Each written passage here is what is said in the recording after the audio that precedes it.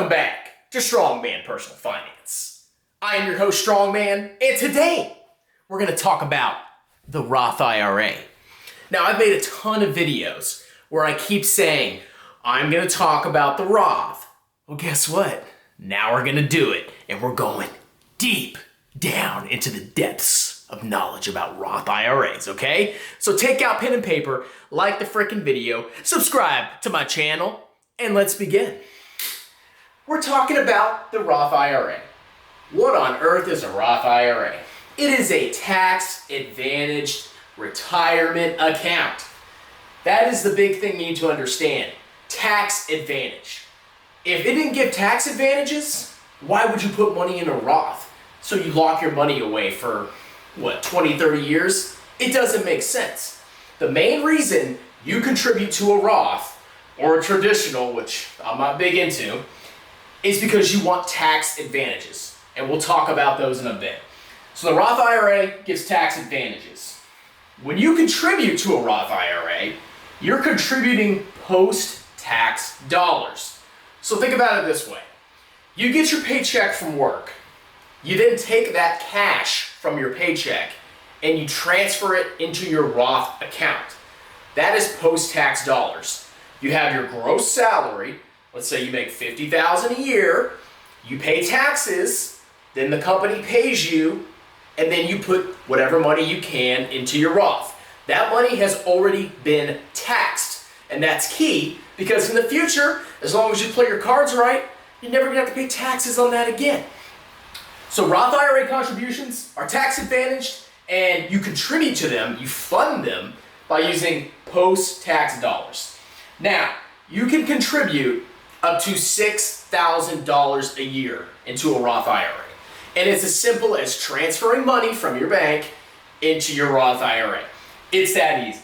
You can do $6,000 a year, and if you have a spouse that's not working, as long as you have earned income from wages, salaries, tips, or whatever, you can transfer an additional $6,000 into your spouse's IRA. Now remember, each IRA is going to be in the individual's name. It's called an individual retirement account. So if you transfer $6,000 into your name, you can also do $6,000, but it has to be in your spouse's name. You can't do $12,000 in your account and leave your spouse out to dry, all right? Now, if you're 50 or older, you can contribute an additional $1,000 a year. So the year you turn 50, you can put in $7,000 a year, which I think you should do because you want as much money as possible growing in tax advantaged accounts, okay? Now, like I said, you must have earned income to contribute to a Roth IRA. You gotta get paid. Like if you don't work and your spouse doesn't work and you literally have zero income, well, you can't contribute to a Roth IRA. You didn't make any freaking money. So get to work and make at least $12,000 of taxable income, and you can max out your IRA and your spouse's IRA. Talked about the spousal IRA. Now, what are the tax advantages of a Roth IRA? I said, remember, you get paid from your company, make tips, wages, salaries, whatever. You pay taxes on that, federal, state, Social Security, all that good stuff. And then you contribute that money into your Roth. So it goes into your Roth, and then you pick an investment inside the Roth. Let's say a S&P 500 mutual fund. Once the money is in there, it grows tax-free. Now this is huge because every year or every couple of months, most mutual funds or ETFs or companies will pay out dividends or interest. Now, if your money's in a regular taxable account, when you get interest or dividends paid out every year, you pay freaking taxes on that, all right? And it can go up to your marginal tax bracket. You can pay a lot of freaking tax on interest and dividends. But every year, if your money's in a Roth IRA, every dividend that comes in, every payment of interest, that's all tax-free. It's a huge advantage. That will save you hundreds of thousands of dollars. And the beautiful thing about tax-free growth is that you can reallocate your investments inside the Roth IRA without paying taxes. Let's say you're 50 or 55 and you're close to retirement. and you're like, hey, I want a lot less stocks in my portfolio. I want to go down to a 50-50 stock bond allocation.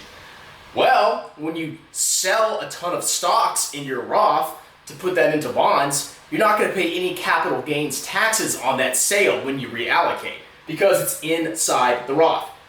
It grows tax-free, and you can sell and buy and whatever tax-free, all right? It's a huge advantage.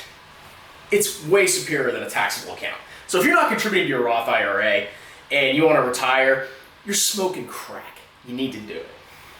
Now, you can withdraw from your Roth IRA tax-free once you're 59 and a half, and it has to be 5 years starting January 1st of the year you made your first contribution. So, for example, if you contribute to your Roth IRA on May 15th, 2020, and you turn 59 and a half 5 years later, the timer for the 5 years starts on January 1st of the year you contributed. So that 5-year timer, if you contributed on May 15th, 2020, that 5-year timer starts January 1st of 2020. 5 years after that, you can withdraw all your earnings tax-free after you're 59 and a half. All right?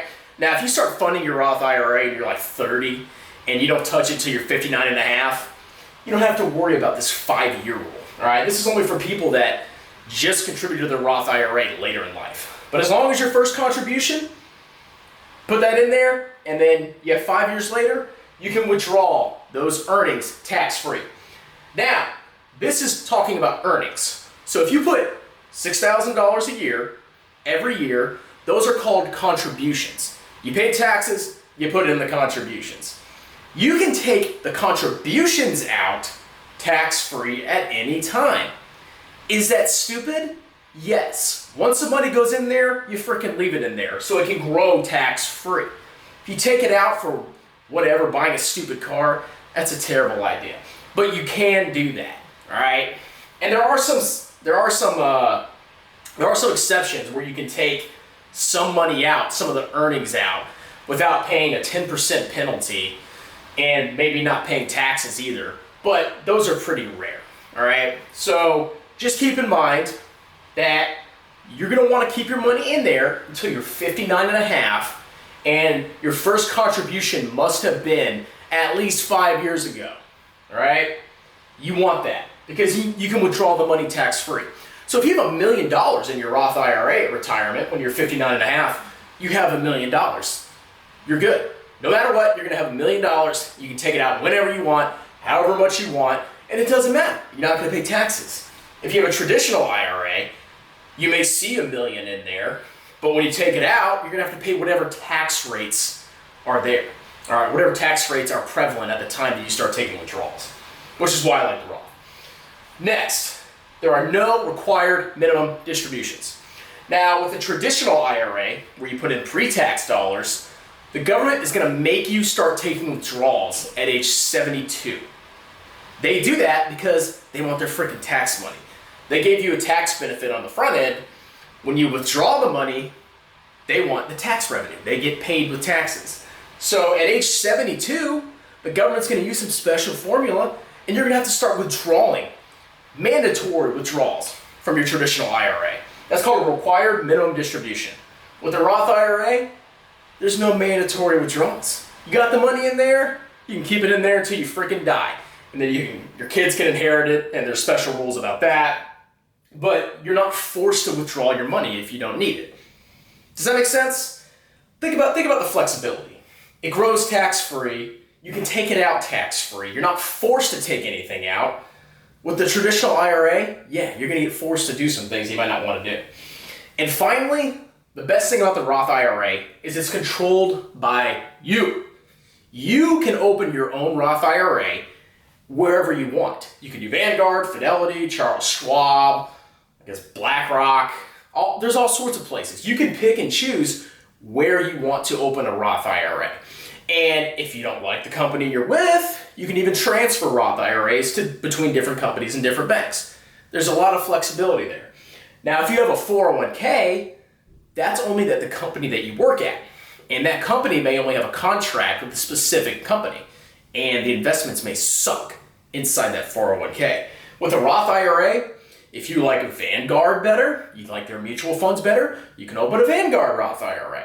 If you like Fidelity, you can open a Fidelity Roth IRA. You can even have two at two different locations at the same time, as long as you don't violate the annual contribution limit. It's a pretty good deal, all right? So you better freaking fund your Roth IRA. Don't be stupid and just put all your money in a taxable brokerage account like Robinhood and pay these massive taxes. Because once your money goes in here, you're not paying any taxes, and that is massive, all right? I will make another video showing you literally how much money you could save by not paying taxes on your investments in retirement. And it's probably gonna be hundreds of thousands of dollars. Well, that's it. You better like the video and subscribe to my channel. You guys have a wonderful day.